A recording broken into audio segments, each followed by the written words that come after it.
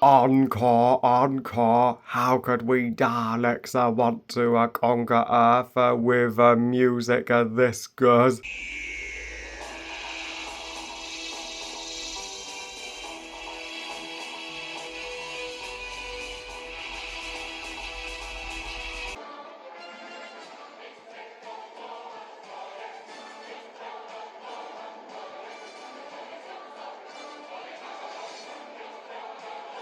Daleks in Manhattan and Evolution of the Daleks is the fourth and fifth episodes of series 3 and is the first two-parter of Doctor Who series 3 and written by Helen Raynor and tells the story where the Doctor and Martha land in 1930s New York at the time of the Great Depression, and little does the Doctor know that his greatest enemies are the dastardly Daleks, the Cult of Skaro, specifically from the Series 2 finale, are carrying out a very different kind of plan, not just for the Dalek race to survive, but to evolve. Yes, I gush over most Dalek stories, as the Daleks are my favourite Doctor Who monster, uh, and I'm glad all the David Tennant Dalek stories are two-parters, because the longer we spend with the Daleks, the better. I have always thought of Daleks in Manhattan and Evolution of the Daleks as the most underrated and overrated Doctor Who two-parter ever. Certainly the most underrated Dalek story, and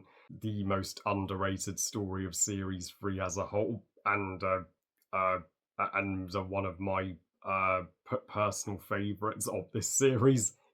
My review is going to be 10 times more positive than most, and so I think this is a particularly ambitious Dalek story in that it's actually has the concept of a Dalek a bit becoming good, like how Dalek Sec, he's clearly the smartest of the Cult of Skaro, and he can see that the Daleks are not victorious like the humans, and their purity is bringing them to the brink of extinction consistently. So, of course, they need to change their ways to survive, even if it means going against the ways of Davros, their creator, which I love how this story ties into and sets up the big Series 4 finale, which turned out to be uh, a bigger than we could ever imagine. And Helen Raynor, her script deserves two huge thumbs up. She is uh, uh, a tremendous screenwriter, and some of her two-parters are the absolute most epic of Doctor Who. This and the Sontaran two-parter in Series 4. She deserved to write more scripts for Doctor Who. If only she was head writer instead of Stephen Moffat and Chris Chibnall, then the Matt Smith, Peter Capaldi, and Jodie Whittaker eras would have turned out a great deal better than they did. And the human Dalek are one of the greatest astonishing costumes built for this show. I mean, and I had the Dalek Sec hybrid voice changer helmet as a kid, and even seeing it on the cover of the Radio Times just made my mind explode as a kid. And Dalek Sec has the balls to say that Davros was wrong, and removing the emotions doesn't make us stronger, but lesser, and how he feels human emotion and becomes good and actually befriends the Doctor, much to the other members of the Cult of Skaro's outrage, who are still pure Daleks and pure evil and heartless. And so just Faye and Khan are outraged by Sec's change, and they're like, fuck you, Sec, you have lost your authority now, and the Dalek hybrids are going to be 100% Dalek. And luckily, they don't succeed in their plan in making Earth a new Skaro, as the Doctor gets in the way of the Gamma Strike, and the hybrids still have an element of Time Lord and emotion in them, so they are able to overpower Justin Fay, even if Kana, with his destruct, commits genocide on the hybrids, which is a extremely dark ending, and when Khan emergency temporal shifts, you're like, oh my god, the last Dalek in existence escapes, even if one Dalek survives. More will come back, and we'll see Dalek Khan again in series 4, of course. And we even get to see David Tennant's go a bit more Eccleston with the Dark Willits this time, as he was having a great laugh with them in the series 2 finale, but here he gets to let loose his rage at them, especially in the Hooverville attack, which is a brutal battle, to say the least, and one of the most exhilarating in Doctor Who.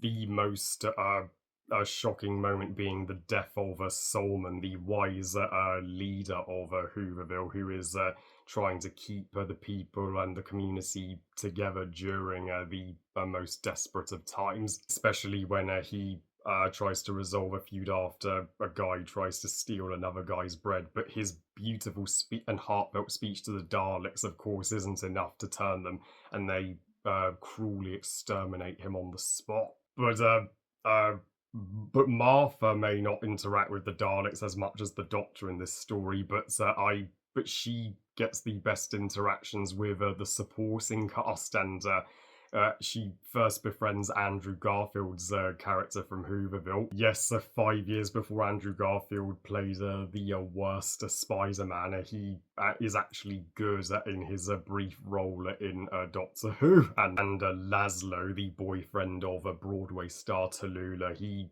is converted into a pig slave. Well, he escapes halfway through the conversion, so he still keeps his old personality despite his change of appearance. He was a especially tragic character, but luckily the Doctor was able to save his life, so he got a happy ending in the end. And Tallulah being my personal favourite character in this story, and she may be my favourite character in series 3 period. Yes, she is drop dead gorgeous and has so much glamour, but she's also highly charitable. You get her for wanting to fight back against the Daleks as they nearly took her boyfriend from her, but her scenes with Martha are the most beautiful and sweetest in the episodes. She and Martha literally become besties, and Mr. Diagoras, the arsehole head of the Empire State Building who allies with the Daleks. Yeah, you can see why Dalek Sec picks him to become the first of the human Dalek race, as he is as power hungry as the Daleks, and also the pig slaves. They are the Daleks' henchmen, and it's rare for the Daleks to make more henchmen, but of course, because there are only 4 Daleks, they need more henchmen to round up more humans for the final experiment, and the makeup on and for the final experiment, and the costumes on them top freaking notch. Yes, the Daleks literally gave birth to the Halloween version of Pumbaa, and the 1930s New York looks stunning, especially Tallulah's glamorous Broadway theatre, where the climax takes place, and both parts have plenty of action, so you will be on your toes from start to finish. And people dislike this story just because it's a different idea for a Dalek story does not mean it's a miss. Far from it. Do I need to say how awesome Tallulah's song is? The Devil in Me, my favourite scene in Daleks in Manhattan, the first parts. So overall, Daleks in Manhattan, Evolution of the Daleks is a grossly, criminally underrated Dalek and Doctor Who story. Deserves infinitely more love. I give Daleks in Manhattan an Evolution of the Daleks 5 stars out of 5. Best Doctor Who story ever. Prouder to forever defend this story, and I love you guys. Thank you for watching. I hope you guys enjoyed this review. And what are your thoughts on Daleks in Manhattan and evolution of the Daleks? And where would you rank it in the series 3 two-parters? Please comment and let me know. Please like this video and subscribe. Please follow on Twitter as on Instagram, and I'll see you next time. And happy June to you all. And this week marks my mum's 60th birthday.